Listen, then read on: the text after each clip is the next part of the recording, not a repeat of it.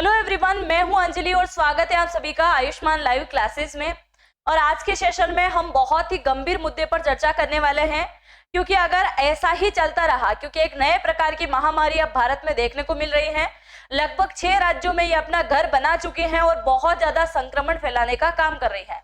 अगर ऐसा ही चलता रहा तो बहुत जल्द फिर से हमें भारत के अंदर लॉकडाउन देखने को मिल सकता है। यानी हम बात कर रहे हैं बर्ड फ्लू की, जो एक ऐसी बीमारी है जो पहले पक्षियों में आई, पक्षियों से जानवरों के अंदर ट्रांसफर हुई और जानवरों के माध्यम से इंसानों के अंदर ट्रांसफर हो चुकी है। हमने कुछ दिन पहले एक सेशन लिया था जिसके अंदर इसके बारे में बहुत डिटेल से चर्चा हमने करी थी, वो भी मैं आपको बताने वाली हूँ, आपको पूरा वीडियो मिल जाएगा।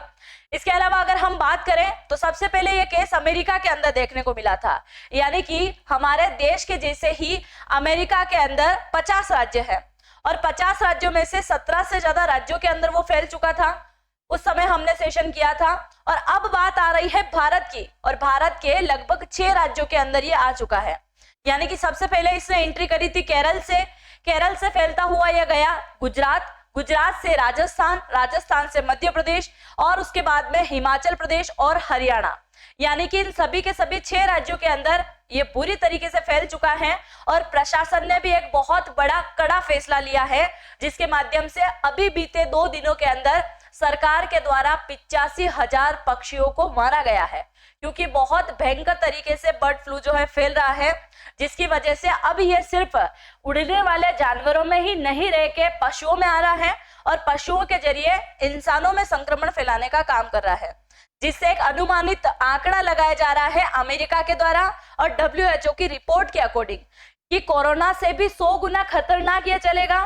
जैसा हम मानते हैं कि कोरोना 100 लोगों को एक साथ होता था, तो 100 लोगों में से कम 10 लोग की ही मृत्यु होती थी। पर ये जो संक्रमण होगा उसमें अगर 100 लोगों को ये वायरस हो जाता है, बर्ड फ्लू हो जाता है, तो तकरीबन 55 लोगों की मौत जो है होना निश्चित हो जाता है। और ये सारी रिपोर्ट जो है अलग अलग आंकड़े अलग अलग वेबसाइट के द्वारा बताए गए हैं, WHO के द्वारा बताए गए हैं और अलग अलग देश के वैज्ञानिक के द्वारा बताए गए हैं। तो आज के सेशन में हम जान लेते हैं कि क्या क्या हलचल मची हुई है जिसकी वजह से ये बड़ा जो है फैलने का कारण बन रहा है। चलिए सबसे पहले हम बात कर लेते हैं, ये जो था बर्ड में आया और बर्ड के बाद बहुत डेंजरस हुआ ह्यूमन राइट्स के अंदर, यानी कि ह्यूमन के अंदर जो है आना शुरू हो गया है। H5N1 की अगर हम बात करें तो इस वायरस का नाम है क्या नाम है इस वायरस का? H5N1 इस वायरस का नाम है, जो कि प्रमुख रूप से 4 प्रकार का होता है और ABCD इसके 4 प्रकार है। पहले प्रकार की अगर हम बात करें तो ये सभी तरफ संक्रमण फैलाने का काम करता है, चाहे पक्षी हो, पशु हो या फिर इंसान हो।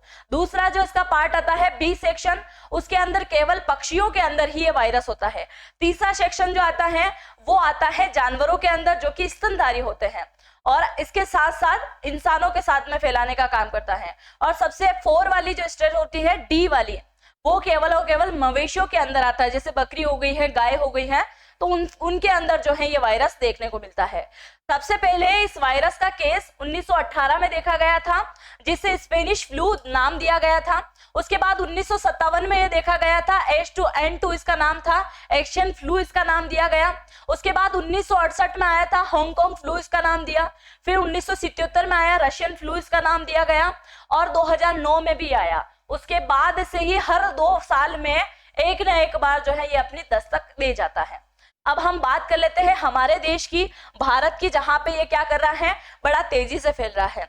और वो जानने से पहले यहाँ पे आप ये थोड़ा सा पिक्चर देख सकते हैं। इससे पहले हमने जो सेशन किया था उसके अंदर मैंने आपको बहुत डिटेल से समझाया था कि ये वायरस क्या है, महामारी का अलर्ट कैसे जारी हो चुका है, कैसे पक्षियों से यानी कि जंगली पक्षियों से घरेलू पक्षियों के अंदर आया और घरेलू पक्षियों के माध्यम से जानवरों में एंटर किया और जानवरों से गाय के अंदर गया और गाय के जो एक मालिक थे, उनके मतलब डेयरी फार्मिंग का जो काम किया करते थे, उन्होंने अपनी गाय के अंदर कुछ अलग लक्षण को महसूस किया।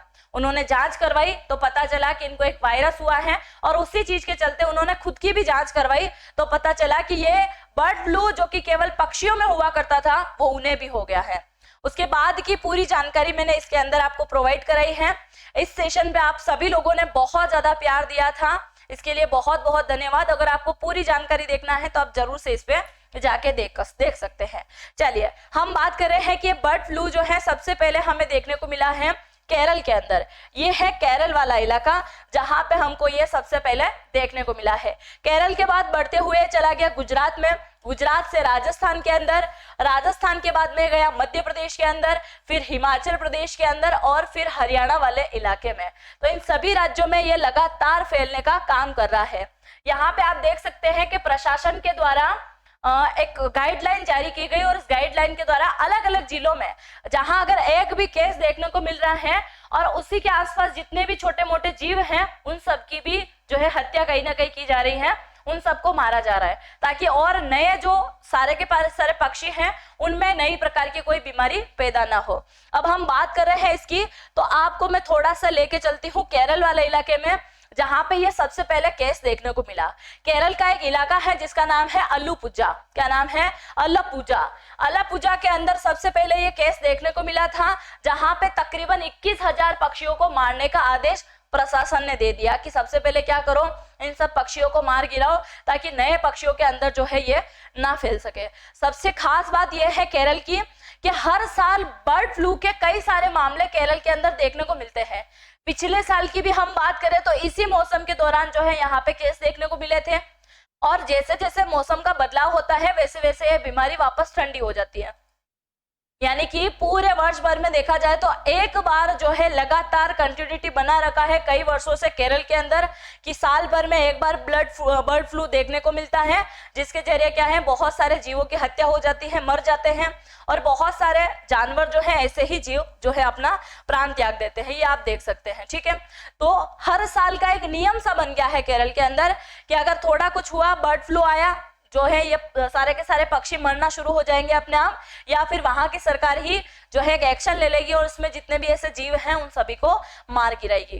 तो ये आप देख सकते हैं बहुत सारों को जलाया गया है और बहुत सारों को मारने के बाद में दफन कर दिया गया है। यहाँ पे आप देख सकते हैं ये इन्होंने हाथ में ले रखे हैं ना, ये जो सारे के सारे जीव हैं ये भी मर चुके हैं क्योंकि इनकी बड़ी मतलब दर्दनाक चीजें हो रही हैं।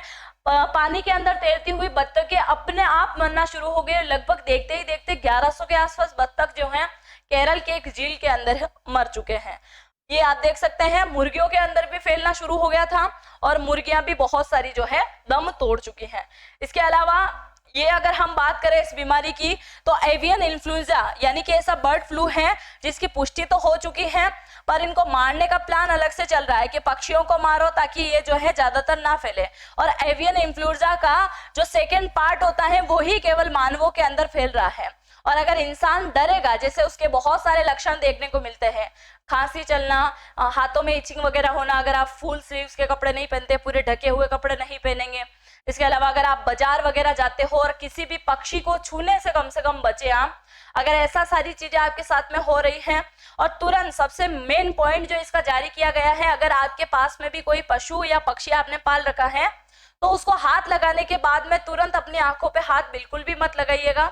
अगर आप ऐसा करते हैं तो आपकी आंखों में जलन होना शुरू हो जाएगी और इसके बाद कुछ भी हो सकता है। तो इसकी बहुत सारी गाइडलाइन जो है अभी हाल ही में जारी हो चुकी है। अब सोचने वाला विषय यह है कि ये एकदम अचानक से आया, पहले अमेरिका वाले इलाके में था, ये एकदम से भारत के 6 राज्यों के अंदर फैल गया है। तो ये भारत के 6 राज्यों में फैल चुका है तो क्या भारत के सभी राज्यों के अंदर नहीं आ सकता? तो इसके ऊपर कोई ना कोई अच्छी कार्रवाई जरूर से होनी चाहिए। और आपको क्या लगता है अगर ऐसा ही चलता रहा तो क्या भारत के अंदर फिर से लॉकडाउन लगने की कगार पे हम पहुंचेंगे? क्या सारी चीजें फिर से ऑनलाइन हो जाएगी? जो भी हो अपनी राय जरूर से कमेंट सेक्शन में लिख के जाइएगा। अगर आप चैनल पे पहली बार आ रहे हैं तो चैनल को सब्सक्राइब करना बिल्कुल भी मत भूलिएगा ताकि न्यू वीडियो का अपडेट सबसे पहले आपके पास में पहुंच सके। हम मिलेंगे नेक्स्ट लेक्चर में, तब तक के लिए जय हिंद, जय भारत।